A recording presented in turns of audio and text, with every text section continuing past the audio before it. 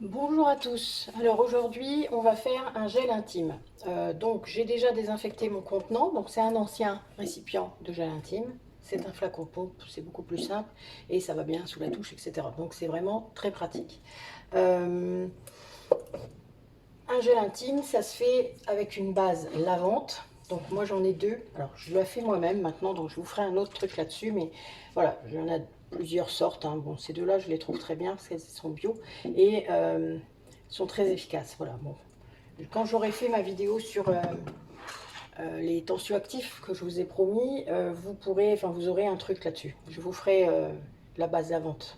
Après moi c'est plus du militantisme et pour être sûr de ce qu'il y a dedans que je fais ça. Voilà. Mais c'est devenu une habitude maintenant. Toujours aller plus loin.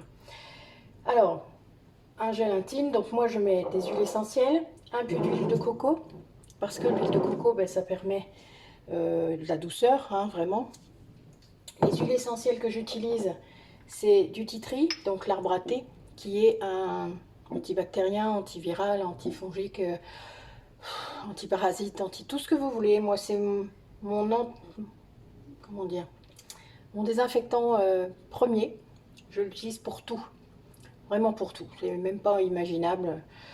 Voilà, c'est une des huiles essentielles indispensables à avoir chez soi. Et c'est très efficace contre les mycoses, exactement comme le palmarosa. La palmarosa, c'est exactement également antibactérien, antimycosique, et donc pour un gel intime, vous vous doutez que c'est bien. Et surtout, il y a une bonne odeur, c'est-à-dire parce que l'arbre à thé, pour ceux qui connaissent, c'est un petit peu compliqué comme odeur. Enfin, moi maintenant je suis habituée, alors j'aime bien, mais au tout début j'avais du mal. La palmarosa va contrer ça, donc du coup il n'y aura pas d'odeur particulière. Donc vous allez être... on l'utilise dans les déodorants, donc c'est très efficace, palmarosa. La seule contre-indication, contrairement à l'arbre à thé qui n'en a pas, la palmarosa, on ne peut pas l'utiliser dans les 3 premiers mois de grossesse, c'est pour les femmes qui allaitent.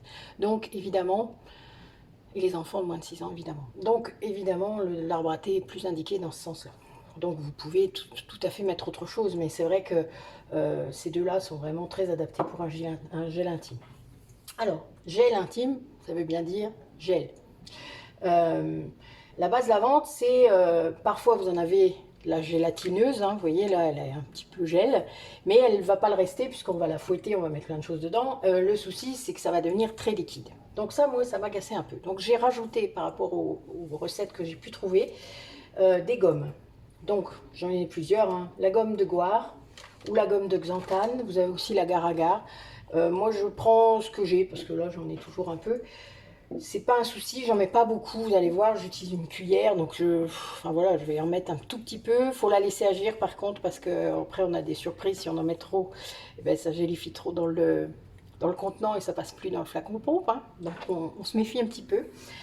Moi là aujourd'hui je vais utiliser la gomme de Goire, parce que c'est devenu une habitude, mais c'est pas gênant. Donc j'ai déjà désinfecté tous mes ustensiles. J'utilise un petit récipient, c'est un verre mesureur, hein, mais avec ma balance, ça ne craint pas.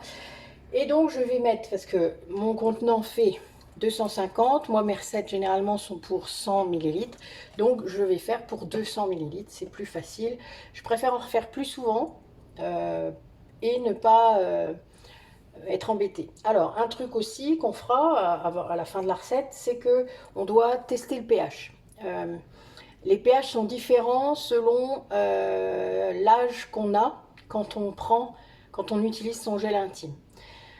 Pour les petites filles et les femmes ménopausées, le pH est autour de 6,5 à 7. Et pour les femmes en fait en âge de procréer, donc toutes celles qui ont déjà leurs règles, hein, entre 4,5 et 5,5. Donc vous vous doutez que c'est pas tout à fait la même chose. Donc il va falloir qu'on teste le pH. Alors moi je teste le pH avec des bandelettes, comme ça. Alors je les utilise pour mes savons, puisque moi je teste mes savons à chaque fois. Au bout du mois de séchage, voilà. Donc vous avez le côté alcalin de 7 à 14 et le côté acide de 0 à 7. C'est comme ça que ça marche, hein, le pH neutre étant le 7. Donc vous avez, voilà, une possibilité. Quand le produit, voilà, il va vous donner le chiffre, hein. Donc nous, pour bien faire, il faudrait que ce gel intime soit entre à 5, quoi. on va dire ça. Il faudrait qu'il soit à 5, d'accord? Puisque ma fille et moi sommes dans la même catégorie pour l'instant. Ça ne durera peut-être pas, nous verrons. En tout cas, pour l'instant, c'est comme ça. Donc, il faut absolument que le pH soit respecté, sinon votre flore vaginale va partir en cacahuète. Vous savez ce que ça veut dire, mesdames? Vous allez vous gratter, enfin voilà, là c'est la totale. Peut-être même avoir des mycoses, mais heureusement, le titri et le palmarosa sont là, donc ça va limiter. Mais en tout cas, ça ne sera pas confortable. Donc faites bien attention à ce que vous faites quand vous faites ça. Donc moi, je vais utiliser mon reste, parce que je veux récupérer le contenant, puisque, comme vous l'avez vu, c'est un contenant avec un petit truc. C'est qu'il est... Enfin, disons que pour mes huiles de massage, c'est nickel. Donc je récupère mon contenant. Donc il me faut 180 grammes.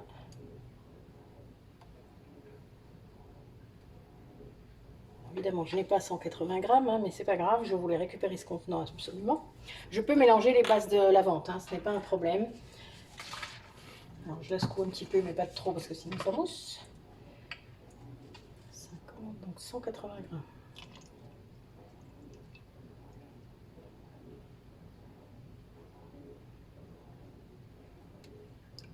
Hop, voilà. Alors là, je vais utiliser ma gomme, donc je vais mettre la gomme. Alors, moi j'ai déjà fait fondre mon huile de coco, hein. Donc vous voyez, elle reste comme ça, c'est pas grave. Mais je la mettrai après. Je vais déjà faire mon gélifiant. Donc, ma gomme de goire, qui est en poudre, hein. Donc on fait bien attention. Alors, je mets une cuillère comme ça. Vous voyez, ça fait une cuillère à soupe à peu près, hein. Ça fait pas beaucoup, mais c'est très bien, parce que la gomme de goire, c'est quand même celle qui va gélifier le plus, hein, généralement. La gomme de xanthane, je trouve un peu moins. Je vous ferai bientôt une recette de dentifrice que j'utilise avec de la gomme de xanthane. Vous verrez que ça ne fait pas la même chose. Donc là, il faut attendre que ça gélifie. Ça peut prendre jusqu'à 10 minutes, un quart d'heure. Donc je vous reprends après. Je vais vous mettre sur pause. Et on finira. Donc voilà. Donc notre préparation, c'est bien gélifié, hein, vous voyez. C'est pas mal. Donc là, on va rajouter l'huile de coco.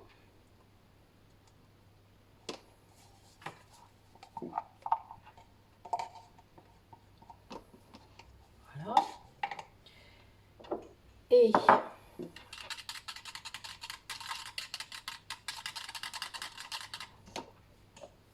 donc 20 gouttes de titri.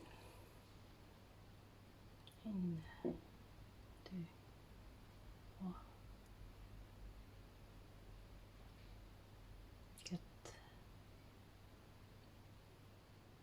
5, 6, 7, 8, 9, 10, 11, 12, 13, 15, 16, 17, 18, 19, 20.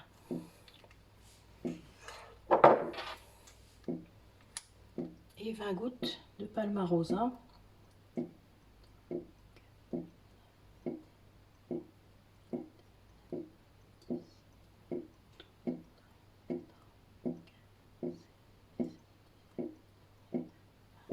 Ce que vous entendez, c'est mon évier, ne vous inquiétez pas. La vaisselle qui tourne, ça fait quelques bruits. Donc maintenant, on va tester notre pH.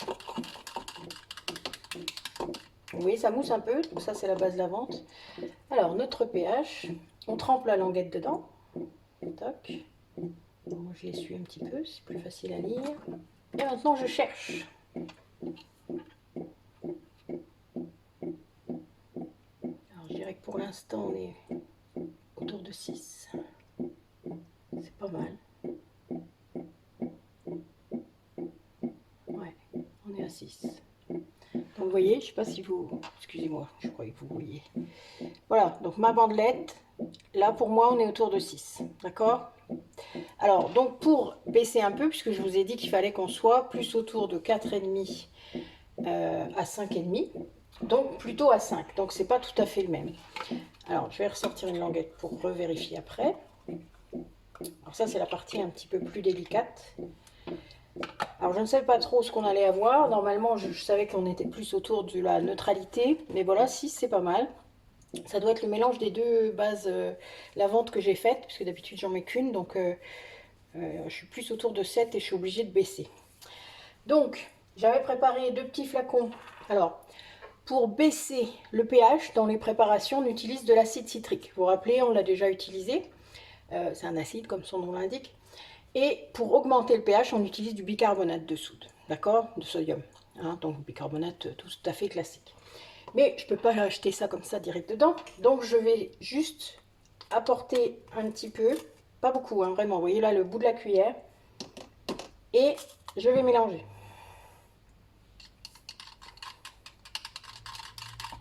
Alors, il y a 200 grammes, j'aurais peut-être pu en mettre un peu plus, mais vu qu'on n'a qu'un point de pH à baisser,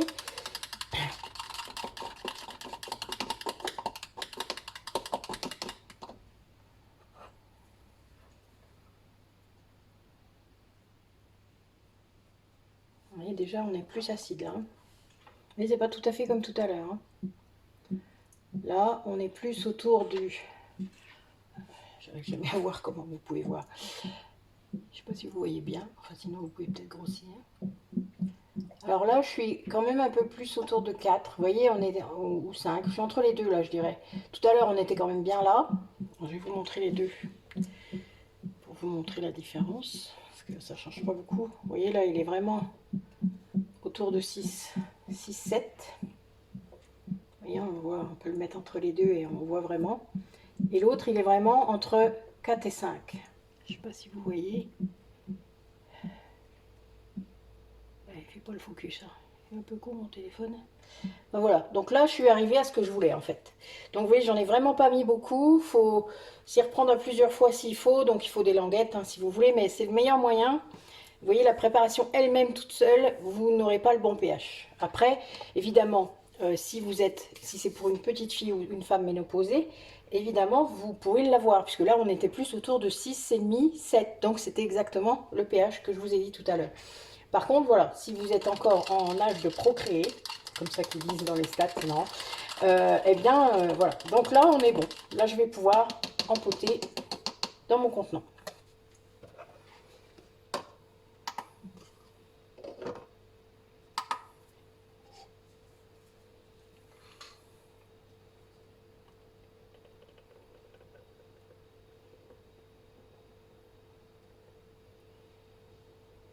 Bon, en tout noir, c'est vraiment bien. Hein. Alors, ne soyez pas surpris si ça continue à gélifier, parce que ça continuera à gélifier. Il faut le secouer un petit peu avant d'en prendre. Les premières fois, ça peut être un peu plus liquide, hein, et puis après, au fur et à mesure, ça sera moins. Donc, personnellement, je ne mets pas d'étiquette, puisque ça va... Enfin, c'est écrit dessus. Après, nous, on est deux, donc on l'utilise quand même assez... on l'utilise beaucoup, quoi. Vous vous doutez. Donc, ça s'use vite. Généralement, il faut que j'en fasse tous les mois. Donc ben voilà, donc moi là je ne mets pas d'étiquette parce que c'est un produit pour moi, mais il est vrai que si, vous voyez j'ai 206 grammes, donc c'est pas mal, c'est ce que je voulais. Ce qui peut être bien, c'est que vous puissiez, ben, si vous avez un contenant comme ça, utilisez-le, c'est vraiment le meilleur conseil que je peux vous donner. Et puis si vous n'en avez pas, eh bien, tout flacon pompe peut être bien. Le mieux, c'est quand même que ce soit à l'abri de la lumière. Donc un flacon transparent, c'est pas bien, d'accord? Comme beaucoup de choses d'ailleurs, vous constaterez.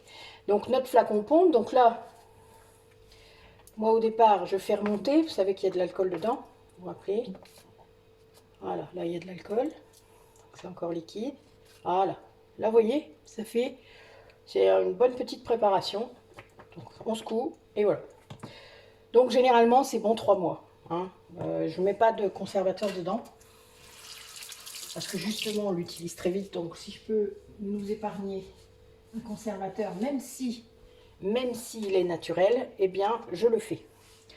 C'est un parti pris de ma part. Donc voilà, un gel intime. Donc je vous ferai bientôt une vidéo sur les bases lavantes. Que vous ayez un petit aperçu. Et puis sur les tensioactifs. J'ai préparé ça. Voilà, vous allez la voir bientôt. Ben écoutez, à bientôt. Et puis bonne journée à vous. Au revoir.